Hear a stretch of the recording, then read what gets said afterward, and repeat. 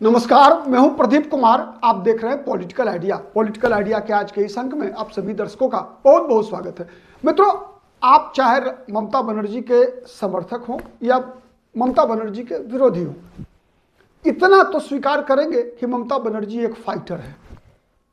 और ममता बनर्जी कोई आज से लड़ रही हैं ऐसा नहीं है। जिस प्रकार से आज ममता बनर्जी बंगाल की सड़कों पर लगातार अपनी लड़ाई लड़ रही हैं, आप उस लड़ाई का विरोध कीजिए, आप लड़ाई का समर्थन कीजिए, लोकतांत्रिक अधिकार है। लेकिन इतना तय मानकर चलिए कि ममता बनर्जी की अभी जो आप ये रूप देख रहे हैं कि जिस प्रकार से ममता बनर्जी ईडी के छापेमारी के दौरान ईडी के अधिकारियों के हाथ से बंगाल पुलिस के मदद से फाइल लेकर भाग जाती है, जिस प्रकार से कोलकाता हाई कोर्ट के जज के कक्ष में घुसकर तृणमूल कांग्रेस के कार्यकर्ता कोर्ट की सुनवाई को बाधित कर देते हैं।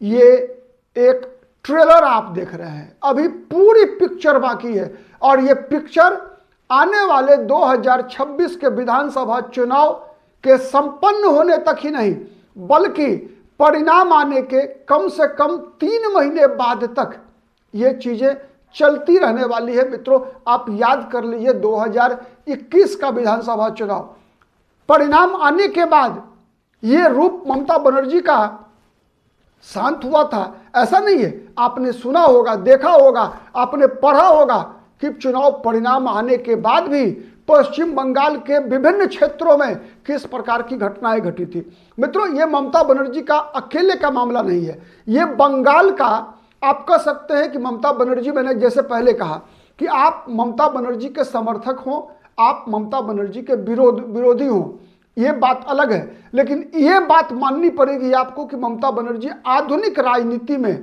पूरे देश भर में जितनी महिला नेत्री हैं उनमें सबसे बड़ी फाइटर है। और ये फाइटर स्ट्रीट फाइटर भी है।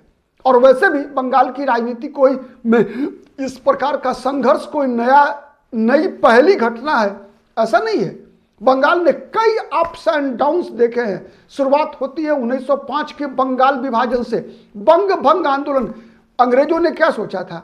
अंग्रेजों ने सोचा था बंगाल को कमजोर करने के लिए, इसीलिए अंग्रेजों ने मुस्लिम बहुल पूर्वी बंगाल को बंगाल से काटा और उसे एक अलग राज्य बना दिया।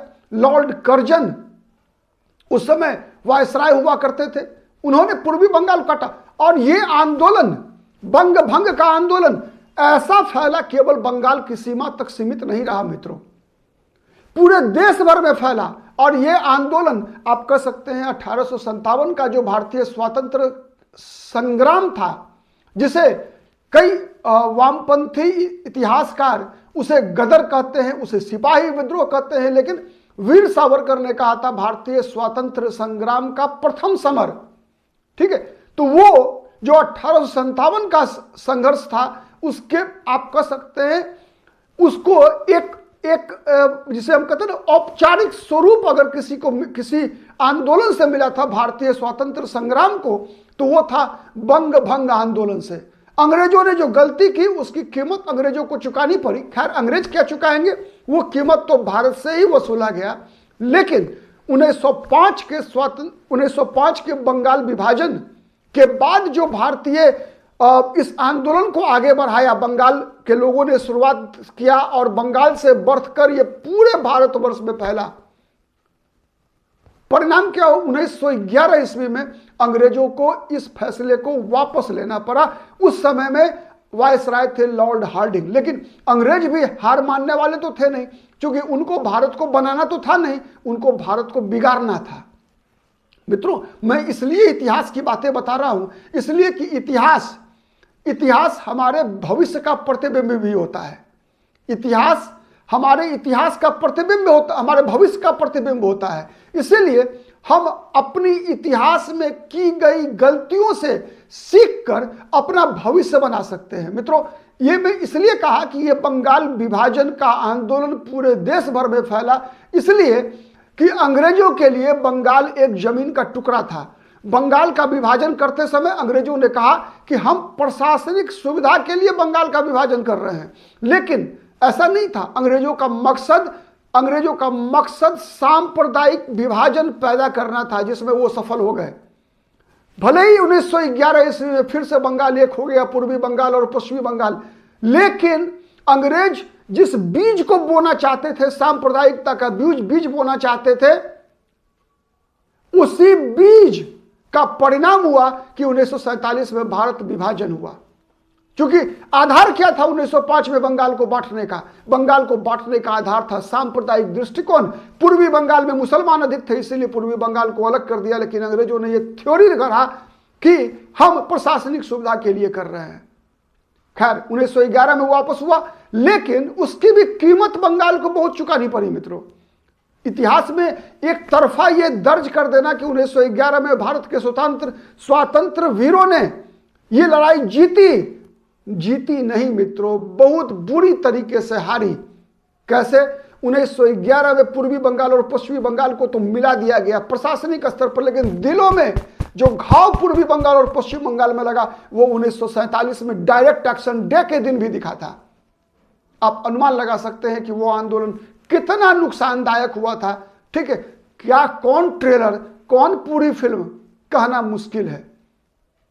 इसलिए मैं बता रहा हूं कि आज जो ट्रेलर हम देख रहे हैं ना, कि ईडी के अधिकारियों से फाइल छीनकर भाग जाना, हाईकोर्ट के अंदर चैंबर में एक अराजकता की स्थिति उत्पन्न कर देना, कोर्ट के अंदर, कोलकाता हाईकोर्ट के इससे पहले भी कई फैसले आ चुके हैं मित्रों 10 वर्षों के अंदर।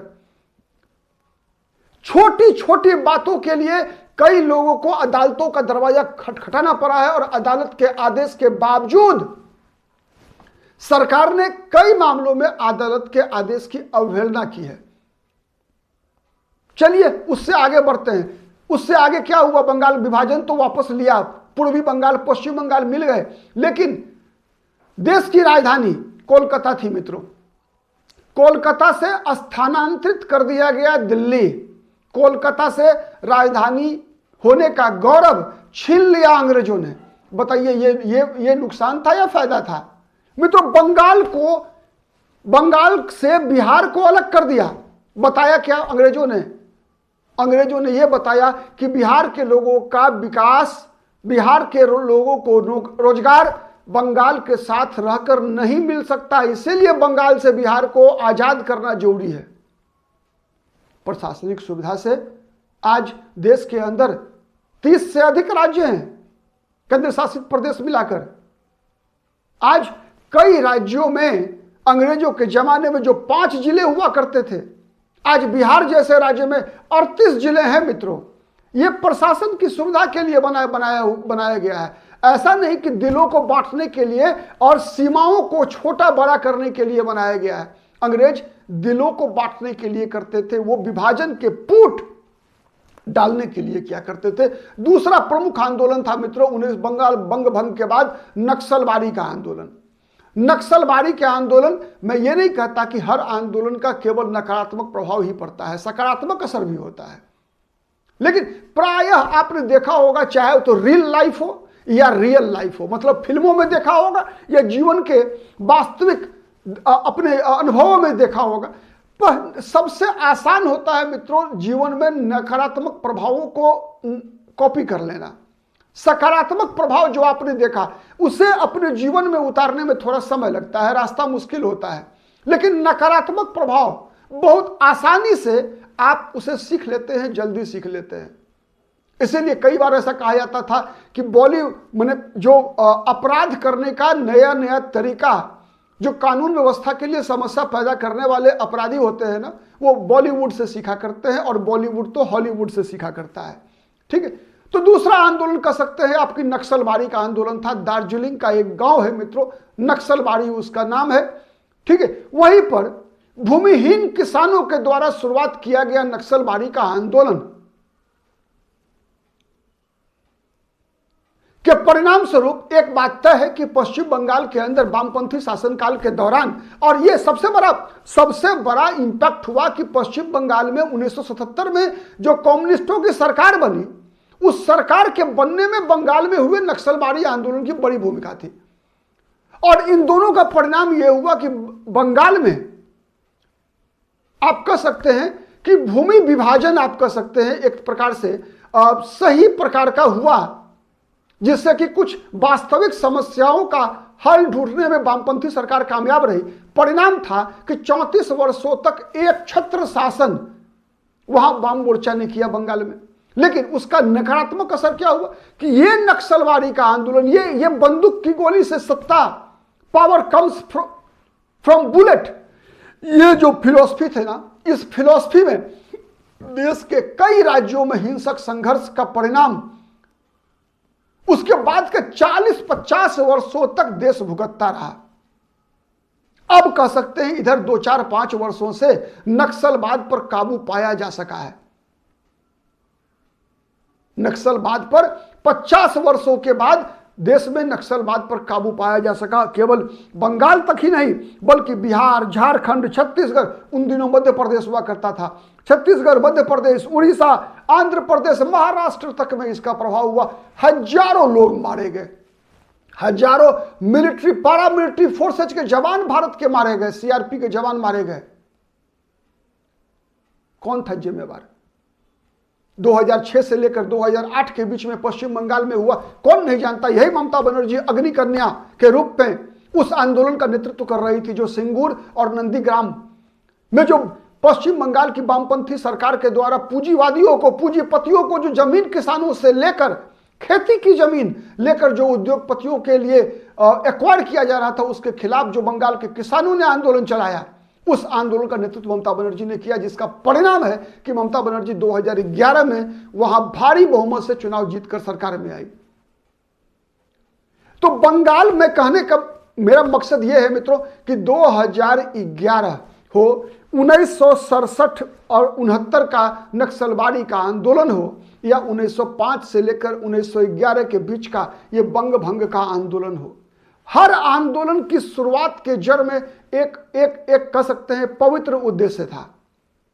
लेकिन उसका परिणाम, चूंकि आंदोलन का तरीका यह सबसे इंपॉर्टेंट है, आंदोलन के तरीके पर निर्भर करता है कि आंदोलन का परिणाम क्या होगा। स्वामी विवेकानंद का राज्य है पश्चिम बंगाल मित्रों। स्वामी विवेकानंद ने साध्य के बारे में जितना जो विचार रखे थे, वही विचार उनके साधन के मामले में भी था। उन्होंने कहा था कि साधन अगर पवित्र नहीं होगा तो साध्य कभी पवित्र नहीं हो सकता।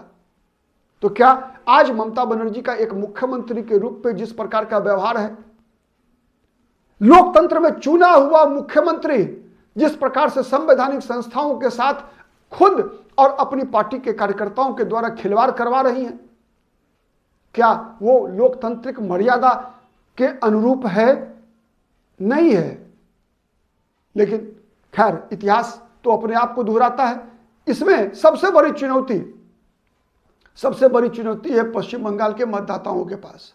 पश्चिम बंगाल के मतदाता क्या फैसला करते हैं आने वाले 4 महीनों के बाद, यह सबसे बड़ा महत्व का विषय है। लेकिन एक बात तय है कि लोकतंत्र तभी जीवित रहेगा जब उसके मर्यादा की पालन की जाएगी। क्योंकि लोकतंत्र में 2 शब्द महत्वपूर्ण होते हैं मित्रों। पहला होता है अधिकार। हर जनता के पास, हर देश के नागरिक के पास समान अधिकार होता है। नागरिक के पास समान अधिकार होता है। और कर्तव्य भी मित्रों सबके समान होते हैं। लेकिन जिसके पास जितनी बड़ी जिम्मेवारी होती है, उसके पास कर्तव्य भी उतना भारी होता है। तो मुख्यमंत्री के रूप में जो जिम्मेवारी है, इसीलिए तो मुख्यमंत्री चूंकि सर्वे सर्वा है अपने राज्य का, तो उसकी जिम्मेवारी भी बड़ी है। और उसकी सबसे पहली जिम्मेवारी है लोकतंत्र की नैतिक मर्यादाओं का पालन करना। और अगर नहीं तो फिर जनता मालिक है। क्या फैसला करेगी जनता, देखते हैं। आज के लिए इतना ही। बहुत बहुत धन्यवाद। हमारा वीडियो मित्रों अगर पसंद आता है तो प्लीज लाइक कीजिए, शेयर कीजिए, जिससे कि अधिक से अधिक लोगों तक हमारी बातें पहुंच सके। और अब तक यदि पॉलिटिकल आइडिया को सब्सक्राइब नहीं किया है तो प्लीज सब्सक्राइब कीजिए। आज के लिए इतना ही। बहुत बहुत धन्यवाद।